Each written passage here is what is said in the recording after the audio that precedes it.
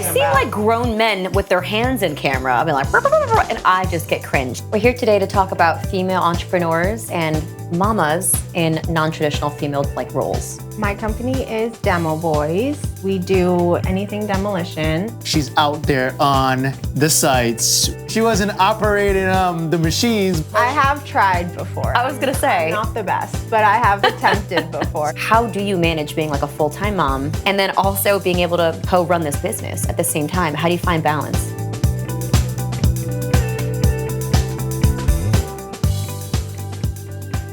So Doc, why are we here today?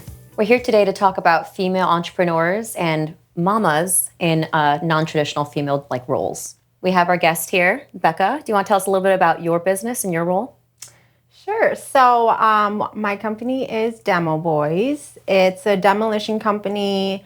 We do interior, house teardowns, pools, anything demolition. We also do some construction, like site development, concrete. But we mainly just try to focus on demolition, anything demolition. And what's crazy is, guys, I don't want you guys to think that she's just a part of like the business and she's like stay-at-home mom and she's out there on the sites. When they first started, like Becca was literally in boots, you know. I wouldn't say she wasn't operating the machines, but she was definitely out there. I have tried before. I was gonna say. I'm not the best, but I've attempted before. So she's not just literally saying, "Well, we own a demolition." No, it's demo boys. Your boots on the ground, it's literally. demo boys and girls. Now you guys do well, so you don't necessarily have to be there as much. So this is not where anymore. Like, yeah.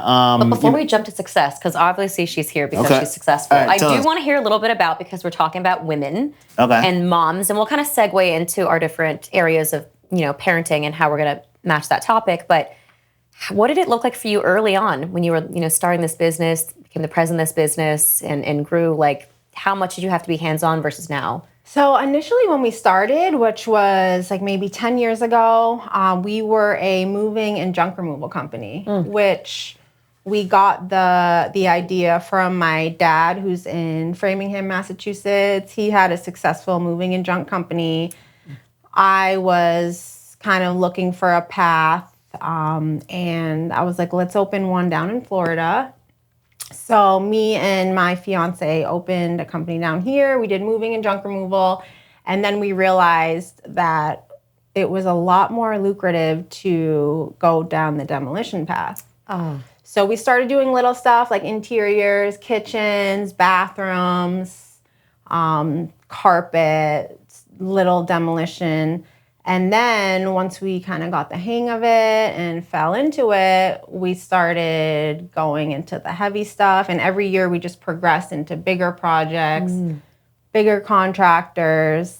And that's where we are today. Yeah. Wow. COVID kind of catapulted that in a way. Yeah. You What would about say? like demo for like cities or natural disasters? Is that something you guys can do too? How did that work during COVID? Actually, when COVID happened, we kind of got more busy, surprisingly. Oh. We really probably became one of our busiest years was around when COVID happened. Up until now, we're just so busy all the time. There's so much construction happening in South Florida. And we've been around for so long, we just have a lot of really good clients that are repeat clients, and we've really made a name for ourselves. Yeah. How do you feel being a woman and being able to talk like that?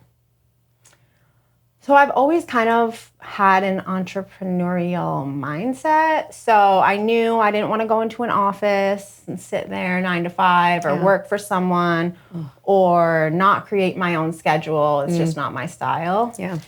So I knew I kind of had to find something to do. And even though it's not the most conventional path for someone that looks like me, and it's really just become super successful through just my mindset. My partners helped a lot, and it was kind of like the right place at the right time kind of thing. Yeah. And I would definitely say,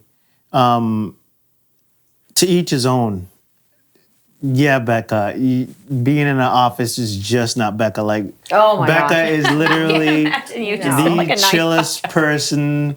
You know, really what you see is what you get. You know, again, that's probably one of the main reasons why you guys are so successful is because you just give the client and the customer, or in general, your friends, you know, this is who I am, and that's Becca, you know, and, you know, let's go. Being genuine is really important, I think, to you guys. And we'll get there at the last segment about partnership. So I think bringing in, you know, talking about her and her fiance and how you guys have worked together to be as a team and also be, you know, parents at the same time. Yeah. But kind of moving into parenting, I was just curious. I think the audience is always curious. I mean, I get lots of questions like this all the time in my clinic about, I have a lot of working mothers that are very, very highly successful working mothers, not even necessarily working because they have to at all, but because they enjoy it and they're passionate. They like having multiple, I guess like multiple, I don't know what, options, multiple buckets of things that bring them joy, and working is part of it, but also parenting and mothering is. And we're going to talk a little bit later about what psychology and society think about that, but want to get your input first. How do you manage being like a full-time mom and a great mom, you know, at that, and then also being able to co-run this business at the same time? How do you find balance? So I think it's a lot of multitasking, you know, like if I know that I have to like send an email or like talk to a client, I kind of set my kids up with an activity where I know they're going to be busy, they're going to be entertained, so I can shift my attention elsewhere. Or like I bring them a lot of places. We're always doing stuff, you know, so they're happy, so I can kind of put my attention elsewhere. So I think it's just multitasking and then just knowing your craft. Like, I've been doing this for a long time, so I think I found a lot of shortcuts in like doing things. As long as I'm available by, you know, phone and by email all the time, you know, I can respond to someone like pretty quickly while doing other things. Or like I'm, you know, pretty good at our software now, so I can send invoices and, you know, contracts via my phone. Like while I'm driving, I do it. I'm at gymnastics. You know, it's just balancing your time, really. Or if I have something to do, I'll be like, all right, I need to, you know, take them. Let's go to the park. We'll play. You guys are set on the playground. Like, I'm going to sit here for a minute, like play with other friends type of thing. So I think it's just being mindful of your time and making sure that, you know, they're all set, they're happy, so you can kind of shift your attention.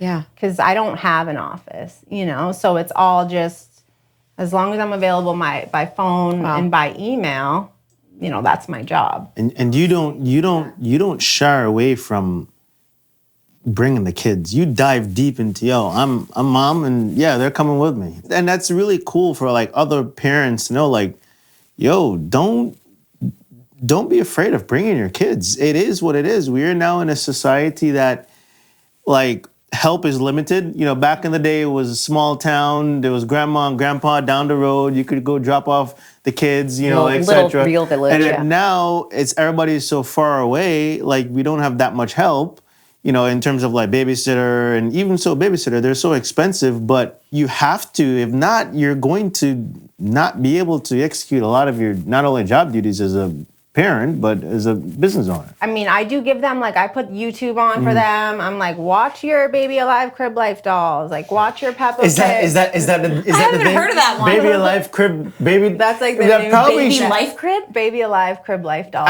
Why does that sound very scary? Baby Life Crib dolls. I think that Brooklyn's been watching it, and No, I don't know. That sounds very creepy. I don't know.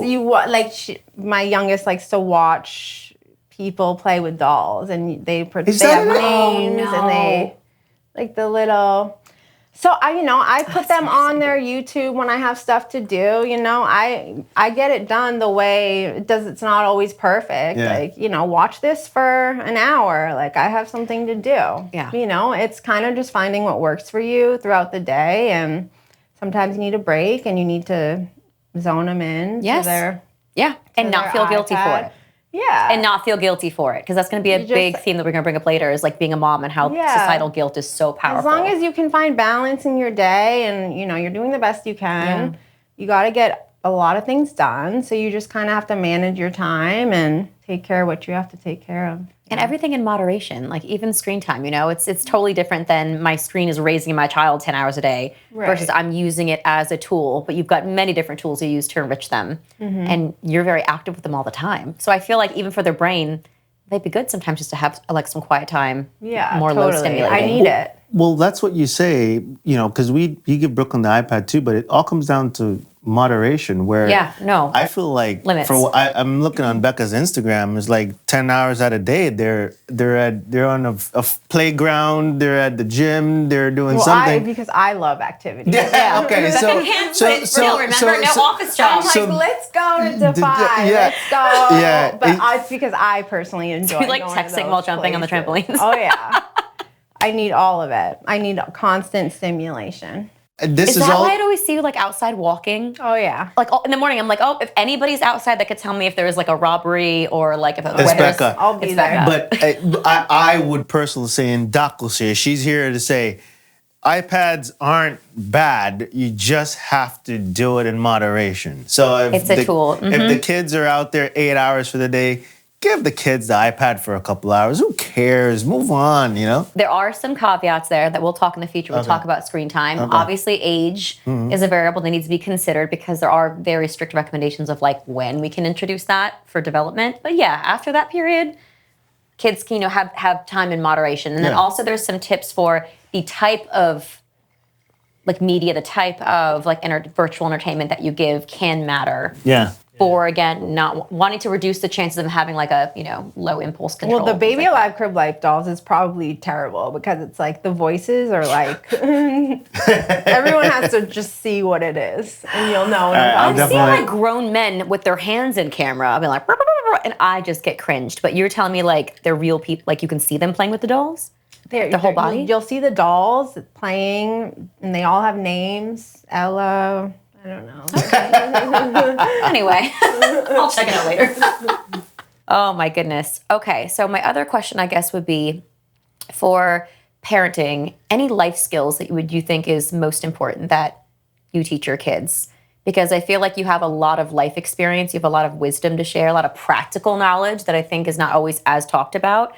And I just imagine you with your girls and them watching you be an entrepreneur, a leader, a president of a company, watching you put yourself in places where traditionally maybe a female would even be nervous to approach so many men of some type in a group. Like these are little things that come really easy to you, probably not even thinking about it. Yeah. But to other young girls growing up, it's such a big deal. So when I think about that and watching them, mommy's going to work, that was always something to me like I liked from shows when they'd be like, it's okay to cry, but it's a good thing mommy's going to work. It's a good thing that your child sees mommy working. Right. So all that being said, have you been thoughtful about that of like, what you want to instill? So I do, and one of the reasons I like to bring them to jobs and I like for them to come around when we have like staff meetings and like seeing, construction workers, I like them to know like these are they're very dirty. They don't, all look super presentable all the time. But I like for them to see the different kinds of work that people do. I like to bring them to the jobs and, I make them like walk in the dirt a little. They don't like to really get dirty. They're very, like privileged little girls. And I just like for them to see different kinds of living. And I like for them to like go in the truck and see. It's just practical life experience. Yeah. And just being hands-on, like looking at tools, like these do this, watching the machine take down a building. It's just very cool to see and just be on site watching the whole process happen. And they see, like when I'm, answering the phone and talking to customers, like they know that they kind of have to be quiet. And I like that for them. Yeah. And it's in 15 years when it's their time to be an adult. Like right now, I'm paying for 2 Florida prepaids. I said to Lauren... Did you ever do that? No. You didn't get sucked into that Ponzi scheme? This is actually proving my paying point. For college It like locks in a rate, but there's a whole. He's gonna get inappropriate on camera. So no, careful. no. I have friends that do that. I have 2 Florida prepaid right now. We did the 5-year plan. It's $1,100 a month, and I'm like, bro, could we just do one because there's a 95% chance that one of them is not going to go to college. I'm like, fine. The statistics, whatever. I'll help you later. But which one are you going to put your money in? But hold on. But then again, where I'm going to what you're saying is that where is college going to be in 20 years? Is college going to be a thing? You get your money back plus interest if they don't use it. That is true. Yeah. What is it like? I know, and I have friends that took it out. Yeah, but oh my gosh! But we have friends that both their kids didn't want to go to college, which was fine, and that person was able to renovate their kitchen and bathrooms. I can use the cash now, so we're fine. That being said, it really comes down to you're showing them 2 sides of the story, which is professional and practical, and you kind of choose where they're at. Now, one could maybe agree that they're going, well, which one would you say they see more? More of the practical side or the professional, quote unquote, side? Well, I think that they see... Like going to your sites. They see, I mean, Rylan wants to be a hairdresser when she grows up. No way. And she's seeing the site work and she still wants to be a hairdresser. She wants to be a hairdresser. If it were my perfect world, I would love to, like, get them into the business and, you know, during that time, just really focus on building like the entrepreneurial skills. But of course, if they want to go to college, fuck around for 4 years, which I did. My degree's in economics. You know, I got out of college. I was going to be paid $30,000 a year plus commission to like knock on doors. And I was like, this is not for me. So I think if you want to be a nurse or if you want to be like a dentist, then like, of course, go to college. But I think that if you don't really know, which 90% of America doesn't know what they want to be at 18. I know, right? You know, so yeah. Parents send them to college, go figure it out for 4 years, and then they a lot of kids don't really. They get out of college and they have all of this debt, and then they're like, okay, now what? What now? And it's like, well, you go try to find a job, and then there's not a lot out there. So then it's like, what do I do now? So I feel like it's like 4 years of just prolonging, you know, what are you... Whereas if you're young, and even when she's, you know, still in high school, if we kind of start building her a little business, even doesn't have to be construction, it could be whatever, and getting her, you know, set up that way, put a little money there. You know, I feel like that's a good alternative. You're investing either way, but that has possibly better outcomes. Investing with... and you're investing in yourself. You're not investing by passing your money to university. Exactly. So her parenting style, what's the closest factor of, you know, how we can address that psychologically to the audience? No, I think she's just offering, which I really appreciate that perspective, a different alternative to just like traditional education. And like not every child is built for that. Or to your point, like I used to think a lot that I would have never gone to as much schooling if I didn't absolutely need it. Like if I can't, like without the degree, I can't do the job. Like you, for example. That's what I'm saying. Like that's the only reason why I would subject to that. You need that title, you need that. Or you can't do the work. Like I learned about like macroeconomics and I didn't even, you know, pay attention half the time. I just kind of glided my way through. Which is probably like most people that age though. Like it's a very small subset of young adults, late teenagers that know exactly like, hey, I need this degree to get this and I need this advanced degree so I need to do this, do this. Well, how many 18-year-olds know to do that? So by the time your brain clicks on, you're like, oh, it's, in which we know the brain isn't fully developed around 26. So you're done with college and you're like, oh, now I'm having to build some self-awareness. Now I have all this debt and I don't know what I'm doing. But it's a good, you know, social and like learning to be an adult, like not living with your parents, you know. So I agree with some things about college, like living on your own, getting a job maybe, having to like be responsible to go to class by yourself, no one waking you up in the morning. Yeah. But at the same time, it's like, what are you really doing there? Nobody really knows. So you have 2 girls. Let's start with the youngest one. How would you say What have been the positives and challenges with the youngest one? So London is very, oh gosh, she's just, she's kind of a handful. She has a very strong personality. I think because she hangs out with her older sister and she's around a lot of older kids a lot. So she has to like stand her own. So she's very like scrappy. Like she's always like, she'll kick or like hit you, or like she likes to stand up for herself. And Rylan, my oldest, is the opposite. She's very sweet, very loving. So that dynamic is interesting. Is a handful a lot of the time. And both of them I've parented the same way. So there's your like nature versus nurture. Seriously, yeah. Where kids have their own personalities. But she's definitely has a strong personality. You know she's there when she's in the room.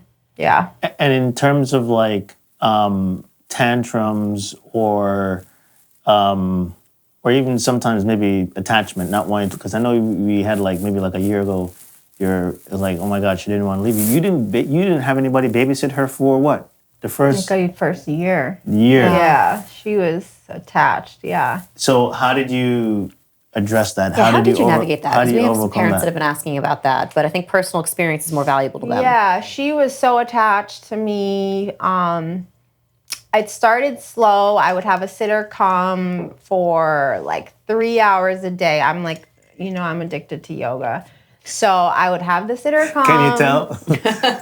I would go do my flow, maybe do like a couple things, for work or whatever. And I'd be home by like 11:30. So she eventually got used to that with a sitter. And then I remember that sitter quit. And I was like, oh God, she finally likes and trusts someone else. And she actually got in a fight with my older daughter and quit the same day. That was like that lady from, but that's a whole nother story. And then I did find somebody else that she ended up, trusting and liking. And then when she started school, which was last year, the first 2 weeks were hard. I mean, she cried. I was like kind of a mess because you feel terrible. Yeah. But you know that they'll adjust, and they do. They totally adjust, and then they love it. And then once they find their independence and really get into their routine, they love it and they thrive. And so ever since then, last year she did great. This year she loves waking up and going to school. Aww. Loves it. So Becca did the practical approach, which is you didn't go to YouTube or go to a book to see how to do that. You just basically figured it out. Okay. I don't really read. Okay. Lauren, how would you say would be more of the book style of addressing attachment? Well, I mean, not necessarily like attachment in the sense that how like a psychologist is going to hear that, because they think more of like that interpersonal relationship with somebody. But if you mean like physically wanting to be attached to like a parent and not be able to physically the clients separate, that come into your office, I would say like it's swinging more in the direction now of kind of like Becca's approach. Like that's what I would do. That's what I have done with my kids, is like, because I know a lot about the brain and the body do better when tough situations occur. So it's like the more stressful situation can be, the brain actually kind of grows. Just like how muscle kind of, you have to push it past its boundary. It breaks down on a micro level and then it builds back stronger. So the brain's actually like that too. So with parenting and psychology in general, we kind of recommend don't shy away from those moments that can be a growth opportunity. So like letting your kid cry and learn how to adapt. It's, you think you're harming them, you think you're doing good, but in reality, they need to experience a little bit of challenge to then be able to learn how to get through it. And then they do. That is adaptation. Adaptation is literally their brain going, oh, I'm okay. Which was that 2-week period that she... Yeah, okay. And it takes time sometimes, but there's this guilt from society that doesn't understand that as like she's doing more good by letting her child figure out how to solve the challenge on her own. And she will regulate because she's at an age. So I'm not saying like when she's 6 months you do this, but she's at a good age that's appropriate. She's doing her better by giving her that opportunity versus like this pendulum is swung in parenting where we feel like we're trying to keep our child avoiding like all pain and all challenge. And how we think that's being a good parent is like protecting them from challenge. Got it. When it's actually harming them.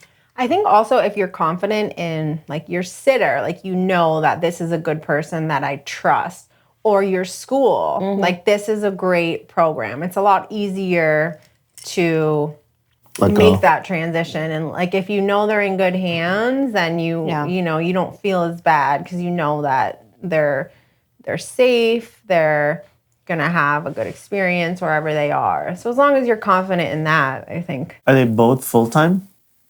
So London goes till 11:30. Okay. Next, she does 2 years of pre-K because she doesn't make the 5-year cutoff. Next year, I think I'm gonna put her for the full day, and then she'll do kindergarten. And so now... because she's a year behind Brooklyn, right? Yeah. Yeah. Because she's December versus August. You have to make the cutoff. Got it. So, all right, so now the older one. No, I think the cutoff's what, October? Is that what it is? I think it's so new to this stuff. I think it's October. Listen, this parenting thing... October what? I remember asking this for Jameson. This parenting thing is, for me, it's very hard. But it is... Does Ryan complain as much as this one complains?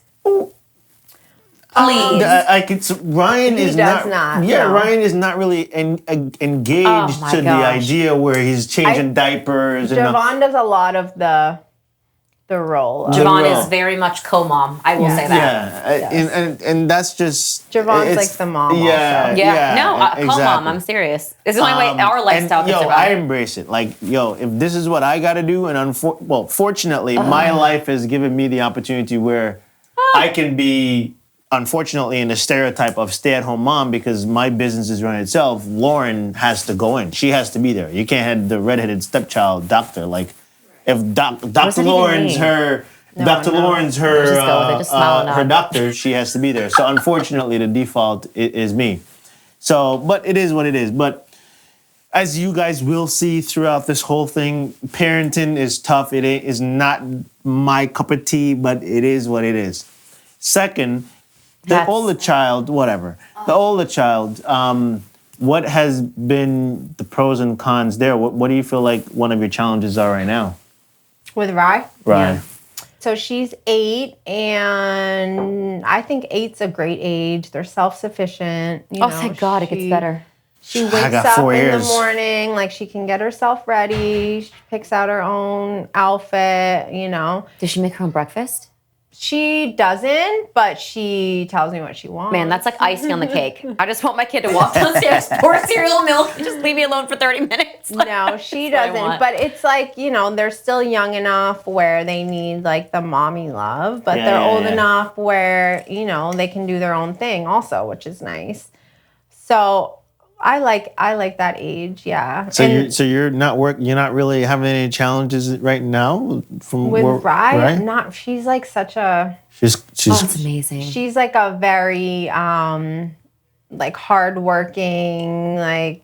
Well, she's really smart, your daughter. Yeah, she's a very easy kid, I think. So Laura, she likes to learn. She's very inquisitive. Like when you have those characteristics, it's easier at that age. Do you think that's going to continue, or there's going to be a change in of course, puberty is going to come into play, but what are your thoughts on... So personality is, yes, it's malleable, which means it can wax and wane a little, but it's very developmentally specific. So obviously, the earlier on, the more malleable a person can be because you have your core genetic, manifestation of who you are, right?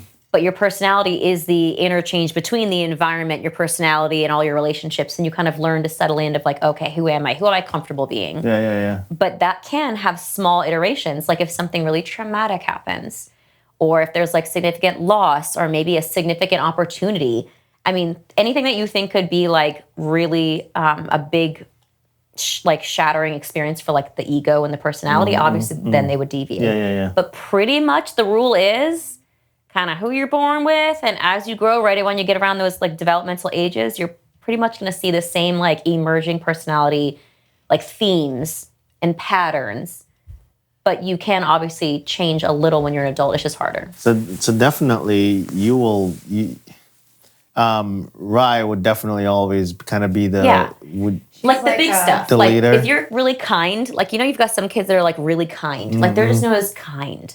Really helpful and quiet. It's those things are never going to change. It's the little things, how maybe risk-taking. Risk-taking can change over time with kids, or depending on if you want to try to be a little bit more social. Things you can intently put out there. Speaking of risk-taking, how is she with gymnastics? Is she's she amazing. out there? Like, I'm like, oh my God, are you okay? You didn't see her little thing she did. She goes What's deep. it called? She goes dive in.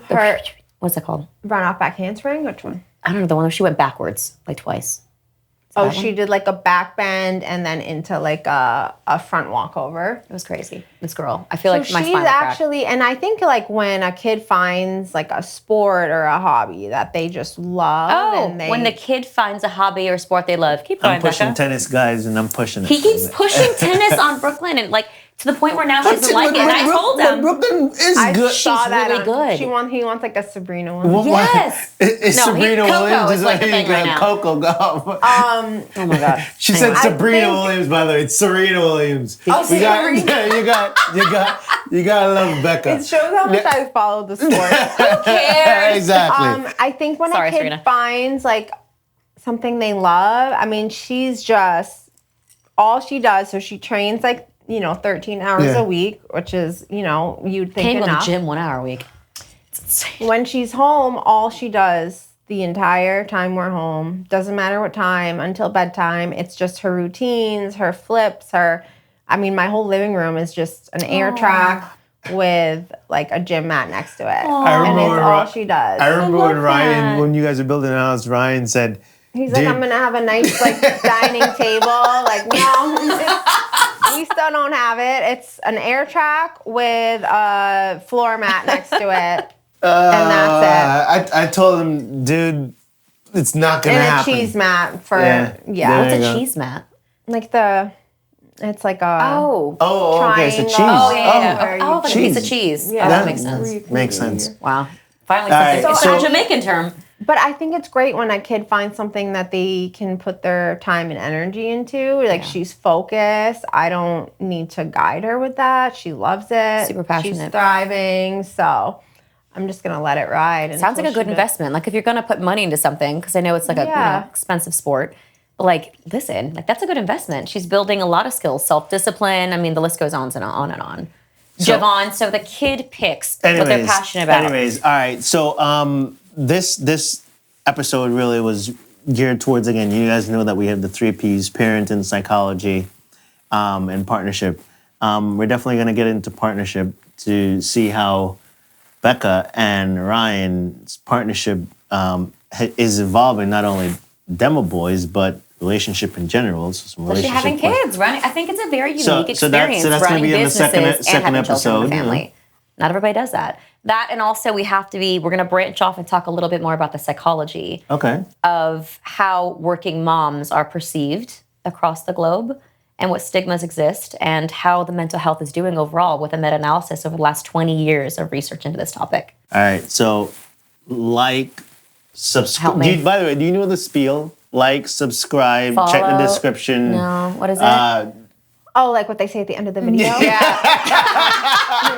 did we say? It's like, I know it's like, subscribe. Follow Demo Boys on Instagram. And like Young Minds Psych, Dr. Young podcast. Follow, subscribe. At what?